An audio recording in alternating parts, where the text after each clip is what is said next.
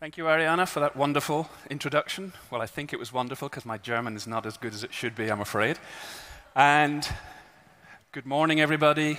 It is fantastic to be back again in Hamburg.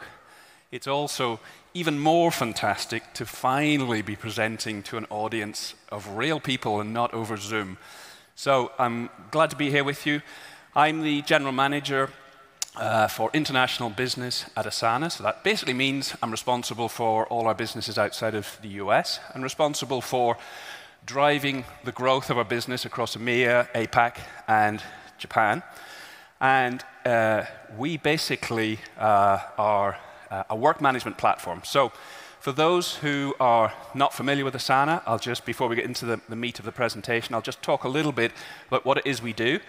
And then I'll build on the presentation around how we use data-driven stories and insights to really power our business, and we do that through one big campaign per year that I'm going to talk about today.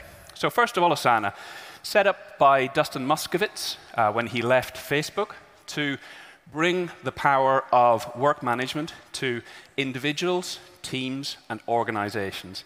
Essentially, our mission is to help those individuals and teams and organizations to work together in a better and more productive way. And I think now, more than ever, teams want to focus and make that impact. It's a software as a service platform, but we also bring our expertise in helping people to work in a more efficient way. It's our contention that by working in a different way and by opening an organization up and giving clear visibility and insight into who is doing what by when, you can actually achieve really incredible results. And we've seen that through our many customers around the world where they've driven significant productivity improvements. We've organizations who've seen double-digit productivity improvements. We've seen organizations who've moved to 4-day working weeks based on that productivity. So it's a really powerful idea, and it's one that certainly had been grabbing a lot of interest up until 2 years ago. And then over the last 2 years, it's been incredible. The level of interest and openness that people have to really considering working in a different way and adopting a new approach and not doing everything on spreadsheets and email. As an organization, we're 1,600 people spread around the world. We're in most of the major countries, including here in Germany. We have our main office in Munich, and we have people spread around the region in Berlin, in Hanover, in Stuttgart. So we're really delighted to be here and be participating in this event. We also use our own stuff. We drink our own champagne, and we really do make a point of being experts in leading in the thought processes around new ways to work, and that's very much the theme of what I'm going to talk about today. So the kind of core pillar of what I'm going to introduce you to, and it's the core pillar of our marketing strategy that runs through each year, is something called the Anatomy of Work Index.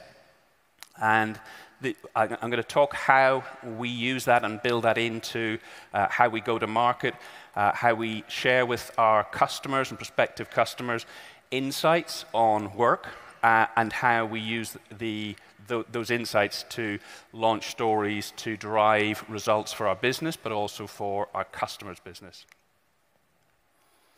So the data we're going to look at comes from this Anatomy of Work Index. To give you some context, this is a survey, an independently run survey by a leading market research agency that's then curated by a professor of psychology from UC Berkeley.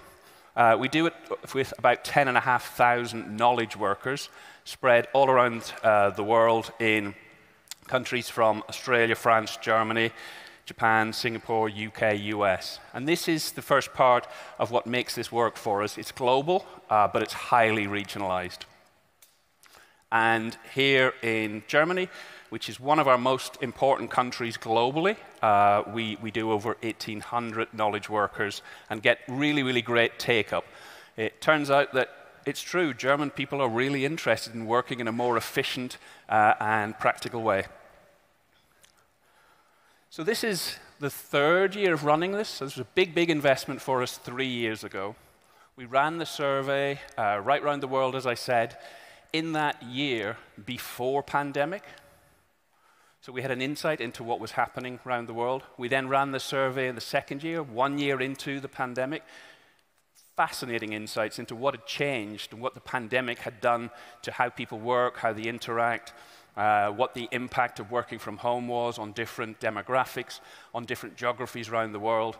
And then we're now launching we have already launched the 2022 survey that's just been released, and we're going to run our whole program events around that for the rest of this year, looking at what is happening right now as people emerge from that 2-year period and start to think about what does hybrid work mean and how are we going to cope with those challenges. So it's a really fascinating piece of work, and this is, as I say, is how we build Asana's marketing strategy around it. So before we go in, let's just step back. I know a lot of people, a lot of marketeers are very interested around the concept of doing surveys and how to use them. But why for us did this make sense to do?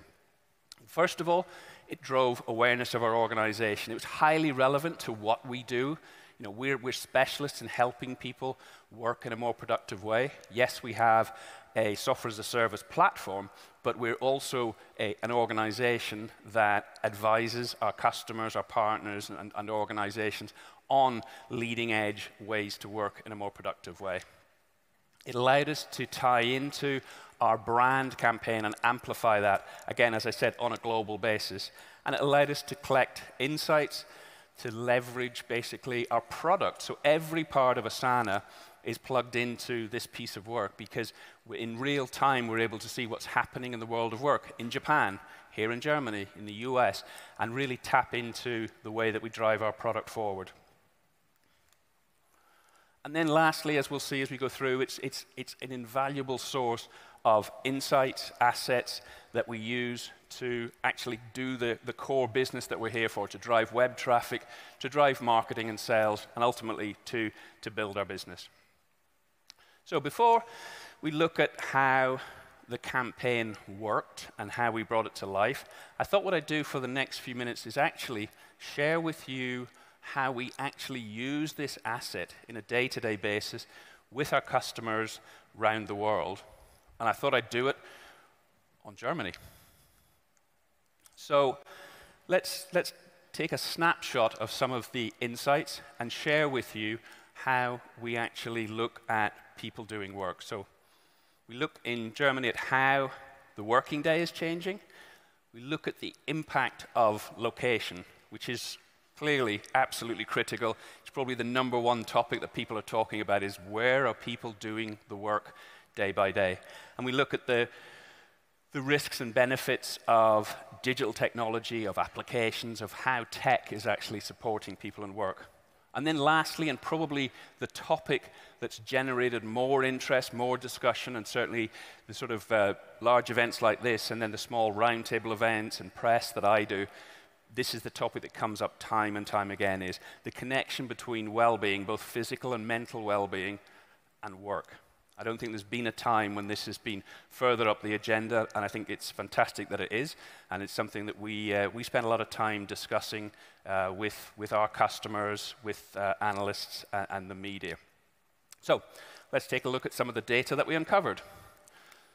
First of all, change is essential. Good news, Germans spend the most time of anybody we surveyed doing skilled work. 40% of German workers, knowledge workers' time is spent on skilled work compared to 33% on an average globally. So remember that figure, 40, 33, because hopefully people are starting to think, well, what's the rest of the time being spent on? And we'll come to that. But only 7% of their time is spent on strategy. So interesting discussions to be had with our customers around what's the benefit of skilled work if the strategy is not aligned. 53% of time is spent on something that we've christened work about work. So remember that phrase, work about work, because that's fundamental to everything we're going to talk about. What is work about work? So it's everything that isn't the skilled work that you were paid to do. It's chasing up information. It's searching for data. It's switching back and forth between all those apps that you've been given by the IT department. And it's status updates, chasing the updates, going to meetings to give updates to your boss, going to meetings to get updates from your team members, and on and on. That's that big percentage of time is spent on work about work. And then, based on their own assessment, and that's as of today, the average worker in Germany estimates they could save over 200 hours just by improving the processes and procedures that they work with. I said location's key. 53% of German workers prefer a hybrid working approach. No big surprise, I would guess. But the office is still considered a good place to be, which may be surprising for some people, particularly for in-person tasks like onboarding one-to-ones and social and collaborative activities. But the home office is preferred for deep focused work. And that's the sort of conversation we're helping our customers with, is how do you use that information to build more efficient strategies to support the new hybrid way of working. And then distractions. Again, this is a topic that's coming up a lot more. Probably 2, 3, 4 years ago, I never really heard this talked about much. But people are really now, I think because of that time in the spare bedroom, sitting on Zoom meeting after Zoom meeting after Zoom meeting, people are very, very tuned into these distractions. And the first one I've mentioned already is that switching between apps. Clearer responsibilities, people want that. They want more efficiency in the meetings, and they want really more visibility, because I talked about work, getting those status updates. If you have the information already freely and clearly available, you don't need to start chasing around for it. And that probably gives you a clue as to how we start to chip away at work about work. And then, interestingly, for an audience in Germany, even though there's legislation here to protect workers from their boss emailing them after hours, 36% still admit to having a little sneaky check in the evening of their email. And then the tech stack is seen as the next area where people can really get big benefits through smarter use of technology, integrating those apps and having one core place to drive work from. Reduces that context switching and distraction that happens with multiple apps. Okay. So, well-being versus work. Let's see how that applies in Germany. 42% of German knowledge workers have experienced burnout in the last year. We'll talk more about that. And that rises when we start to look at younger employees, and especially so when those employees have joined in the last 2 years. We spend a lot of time looking at this with our customers. It's incredible. It's a little bit sad, in effect, but it's not surprising when people have joined an organization and don't have any real context for how the work they're doing every single day is actually connected to the missions and goals of the organization. And that is translating into this horrible thing called imposter syndrome. Is the work I'm doing really relevant? Does anybody care? Is it doing anything to drive the organization forward? And this theme comes up again and again. So clearer processes, as I said already, greater visibility is seen as the solution for that. So in summary, in terms of the German data, reduce the distraction, consolidate the tech stack, and increase access to well-being. So let's turn now and look at the actual research that we did and what we actually used it for. It's a big process. Once we have the survey completed, we actually use that, first of all, to start driving out assets for our teams to use. Obviously, the flagship is the actual research itself, and we make that available clearly to our customers and prospects from an Anatomy of Work landing page, which then we can capture data and use that for our business. We also have a range of assets beyond the landing page, an infographics report, thought leadership pieces. We run webinars on a regular basis. And again, we do all of this both on a global basis, but on a highly regionalized basis as well throughout the year.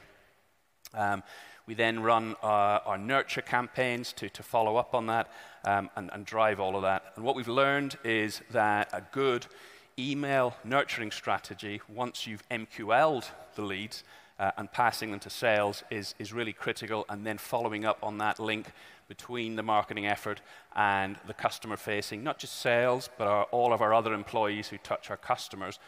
We ensure that they're highly trained in the use of these assets. Something else that once we'd run it 3 years ago, when we ran last year's survey, we started experimenting with partnering with industry experts, which is, we found this to be highly successful. It allows us to amplify, again, as I said earlier, our brand, but our voice as people that are experts. So this is an example of one that I attended last year, and we ran this for our customers. We got phenomenal sign-up and engagement. We did it with Matthew and Elizabeth, who are well-known, certainly journalists in the UK, and Owen O'Kane, no relative, who's a very, very well-known psychologist. It's the first time in all my career of doing these events where 50% of the speakers were O'Kanes, so we were very proud of that in the O'Kane clan. This year, about 2 or 3 weeks ago, we expanded that and did a global event, which I ran with Dr. Sahar Youssef from UC Berkeley, who is a psychology professor, but also a worldwide expert on this theme of burnout and imposter syndrome. And then Nick Bloom, fascinating guy, economics professor from Stanford. About 20 years ago, he was ex-McKinsey. He started looking into working from home. Just became something he was really fascinated about, did lots of research on it. And he said it was really niche, like nobody was that interested. It was a real small topic until 2 years ago. And now the guy is booked solid every single day. And he's become this global expert on everything to do with working from home. But the interesting thing in terms of why I'm sharing this and the research that we did is, you know, I look at these two, and I was the third participant. Like, I'm way out of my depth with 2 professors and experts in the topic. But actually, I wasn't, because based on the insights and the findings of Anatomy of Work, we were able to have a really fascinating hour-long discussion around all the topics that I've been talking about, and was able to position myself, maybe not as an expert, but somebody that had got really insightful things to say because of our unique research and the fact we'd done it over the previous 3 years. And that's one of the biggest pieces of value that we get from this, because all our employees, we actually give them this training and allow them to have a voice. So yes, we're essentially a software company and we're selling a software product, but really what we want to project is that we're experts in helping people to understand the future of work and to do it in a better way. So that was kind of useful for us. So then we looked at how we translated all of these insights and assets into a global campaign. So at Asana, we're a US company. Our marketing department is headquartered out of the US, but all of our regions have a high degree of autonomy, and everybody worked to localize these campaigns and do events and do content that was translated and localized, again, in the UK, Germany, France, in Australia, in Japan, and on and on. We found this highly effective. So let's just look now at the launch and how we went about doing that. There's really 3 distinct components. Let's start with publishing and amplifying the information. Starts with great content, of course.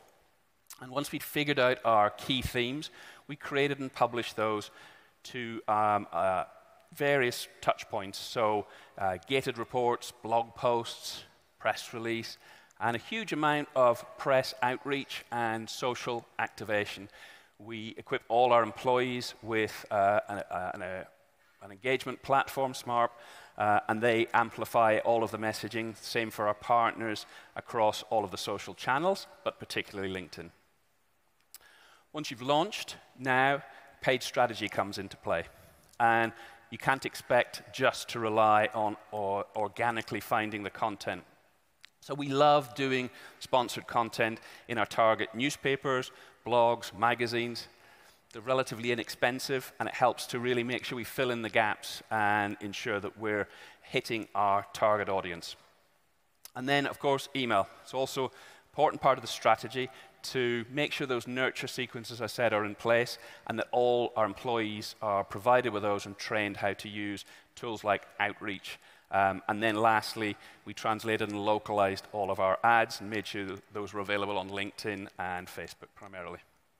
And then lastly, it was about activating our customer-facing employees, training them, making sure they were able to talk at events like this, but also on a one-to-one basis with people who were interested in that content.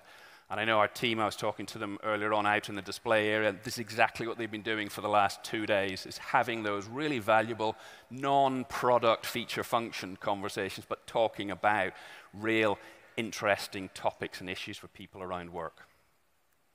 And finally, the results, we saw a huge amount of assets created, really great pickup in terms of global media coverage, and then most importantly, we could bring it back to the business that we're running. It drove 37% of our leads last year and 12% of our pipeline. So hopefully that was of interest. Hopefully you see how really using data-driven stories and insights can form the core pillar of a marketing campaign to drive your business. As I said, we're very passionate. You can see them all there. These are Asanas. They're very passionate about the topic of work. If you're interested, please come and see us. You can see the booth number there. And any of our employees, you can test them for me. They'll be able to talk about these topics and hopefully share some of those insights with you. We're also hiring, and so we're very interested to talk to anybody that wants to join our teams anywhere around the EMEA region and globally. So thank you very much for your time, and I look forward to talking more about the topic. Thank you.